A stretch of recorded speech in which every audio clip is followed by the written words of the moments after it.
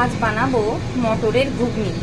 সেই জন্য আমি কড়াইয়ে তেল নিয়ে নিয়েছি, আর এদিকে মটর আমি সেদ্ধ করে নিয়েছি। মটরটা আমি 7টা থেকে 10টার কাছাকাছি সিটি দিয়েছি, কারণ আমাদের এখানে মটর সেদ্ধ হতে খুব টাইম নেয়। সেই জন্য আগের দিন রাতে আমি আমার পরিবারের মতন করে মটর ভিজিয়েছিলাম। আপনাদের ফ্যামিলিতে যতজন মেম্বার আছে সেই অনুযায়ী আপনারা মটরের ঘুগনিটা বানাতে পারবেন।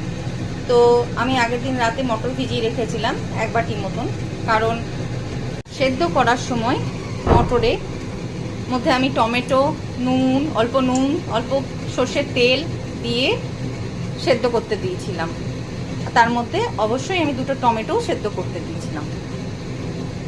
এখন আমি এখানে ছোঁকের জন্য শুকনো লঙ্কা আর জিরে দেব, গোটা জিরে। পরিমাণটা বেশি, সেজন্য আমি একটু বেশি করে জিরে দিলাম। আর দেব লবঙ্গ আর এলাচ। এবার কুচনো নারকেল ভেজে নেব।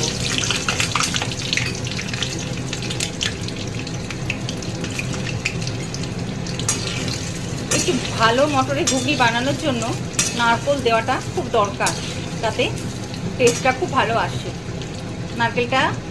কুচনো নারকেলটা আমি কড়া করে ভাজবো। দেখুন এখানে মটরটা সেদ্ধ হয়ে এসেছে।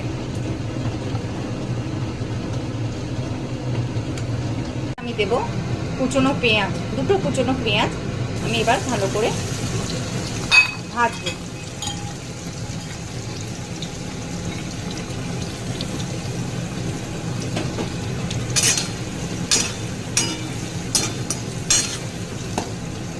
এখানে আমি 2 চামচ জিরে গুঁড়ো, 2 চামচ ধনে গুঁড়ো, 2 চামচ শুকনো লঙ্কা গুঁড়ো, 2 চামচ কাশ্মীরি লঙ্কা গুঁড়ো, 1 চা চামচ গরম মশলা গুঁড়ো দিয়ে আমি ভালো করে পেস্টটা মিশিয়ে রেখেছি। আমার ঘুগনির আন্দাজটা আপনারা দেখেছেন, অনেকটা কোয়ান্টিটি ঘুগনি আছে বলেই আমাকে মশলার পরিমাণটা বেশি রাখতে হয়েছে।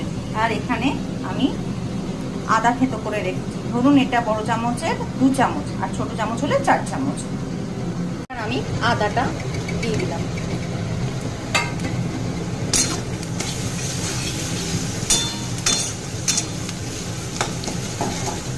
আমি যেহেতু নুন দিয়েছি, সেই জন্য আমি 1 চা চামচ আর 2 চা চামচ চিনি দিলাম, আর 1 চা চামচ নুন দিলাম। এবার ভালো করে এটা কষিয়ে নেব।